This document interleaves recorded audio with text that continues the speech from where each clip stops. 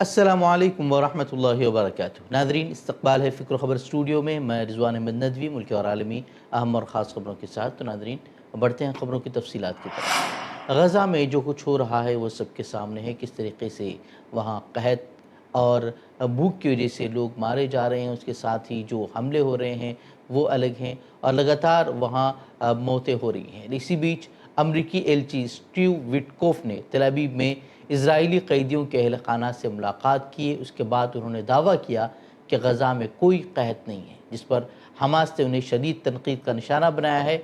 Hamas ने कहा कि विटकोफ़ का इमदादी मराकज़ का दौरा जो उन्होंने गुज़िश्ता रोज़ किया था गज़ा में जाकर, उन्होंने कहा कि ये दौरा एक पहले से तैयार शुदा एक ड्रामा था जिसका मकसद दुनिया की आँखों में धूल झोंकना और इसराइली कब्ज़े को नरम चेहरा देना था।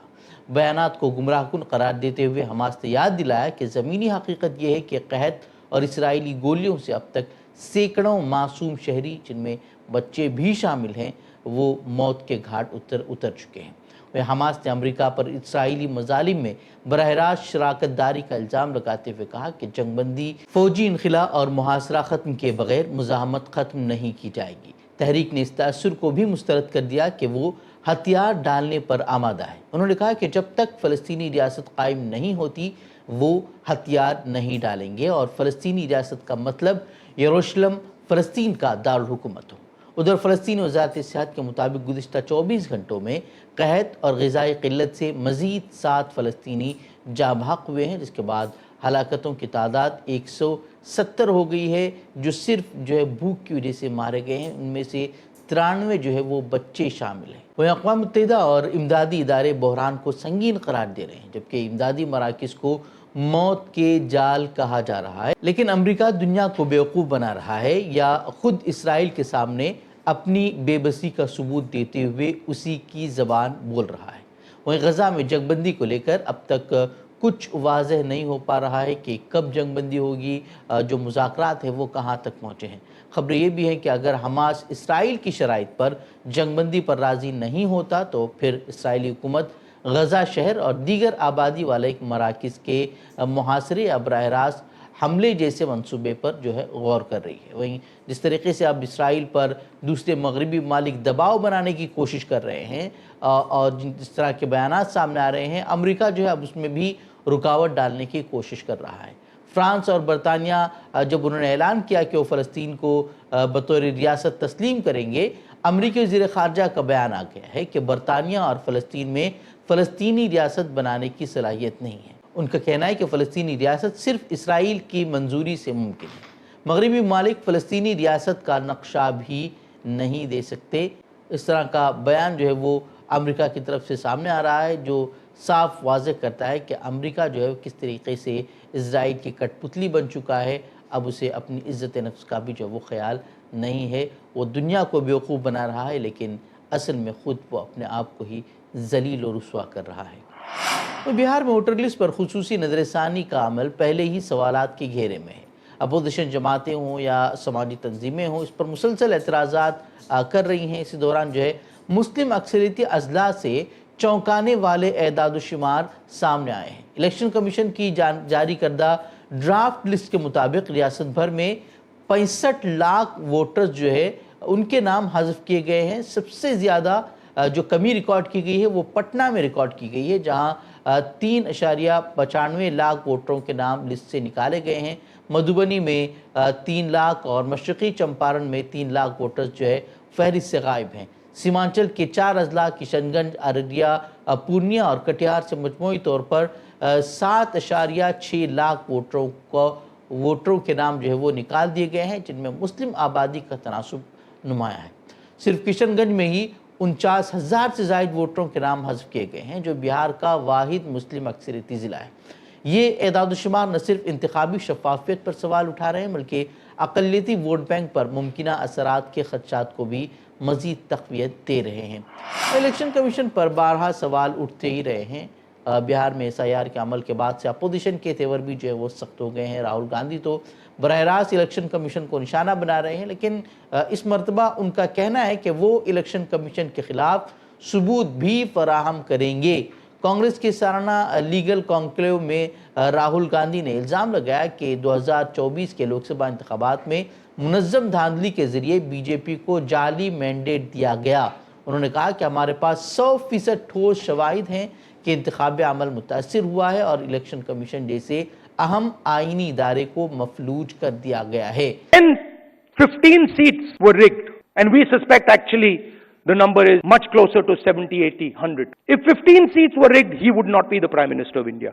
And we are going to prove to you in the coming few days, we are going to prove to you without any doubt in the coming few days how a Lok Sabha election can be rigged and was rigged. Rahul Gandhi کے مطابق ایک لوک سبھا حلقے میں 6.6 لاکھ ووٹروں میں سے 1.5 lakh vote فرضی نکلے اور اس طریقے سے بی جے پی نے کم از کم 100 سیٹیں چوری کی ہیں۔ انہوں نے بتایا کہ یہ تمام معلومات الیکشن کمیشن کے اصل دستاویزات سے حاصل کی گئی ہیں اور ممکن ہے کہ وہ 5 اگست کو بنگلور کی ریلی میں یہ ثبوت عوام کے سامنے رکھیں۔ وہیں ملکارجن کھڑگے نے بھی اسی الزام کے تحت کہا کہ الیکشن کمیشن اب وزیر اعظم نریندر مودی کی کٹ پتلی بن چکا ہے۔ انہوں نے بہار میں SIR کے ذریعے غریب اور پسماندہ طبقات کے ووٹ کاٹنے کا الزام بھی عائد کیا اور لوک سبھا انتخابات میں جعلی ووٹروں کی شمولیت کا مدعا بھی اٹھایا۔ کرناٹک کے دھرمستھلا شہر سے جڑی ایک بڑی خبر سامنے آ رہی ہے۔ اسے آپ کو یاد ہی ہوگا کہ چند دن پہلے سوشل میڈیا اور نیوز میں یہ الزامات لگے تھے کہ وہاں پچھلے کئی سالوں میں اجتماعی خبریں ملی ہیں، خواتین اور طلباء کے ساتھ جرائم ہوئے ہیں اور کئی لوگ وہ لاپتہ ہو گئے۔ اس معاملے پر بنگلور کی سول کورٹ نے گزشتہ دنوں میڈیا اور یوٹیوب چینلز کو حکم دیا تھا کہ وہ اس موضوع پر کوئی رپورٹ یا تبصرہ نہ کریں، بلکہ 8,000 سے زیادہ آن لائن لنکس کو بھی ہٹانے کا حکم دیا گیا تھا۔ لیکن اب کرناٹک ہائی کورٹ نے یہ پابندی ختم کر دی ہے۔ عدالت نے صاف کہا ہے کہ عوام کو جاننے کا حق ہے اور ایسے سنگین الزامات میں سچائی کو چھپایا نہیں جا سکتا۔ یہ فیصلہ ایک یوٹیوب چینل کی درخواست پر آیا ہے جنہوں نے اس پابندی کو چیلنج کیا تھا۔ یاد رہے کہ یہ اس وقت سامنے آیا جب ایک صفائی ملازم نے الزام لگایا کہ اسے کئی خواتین کی لاشیں دفنانے پر مجبور کیا گیا اور ان پر جنسی تشدد پر نشانات بھی تھے۔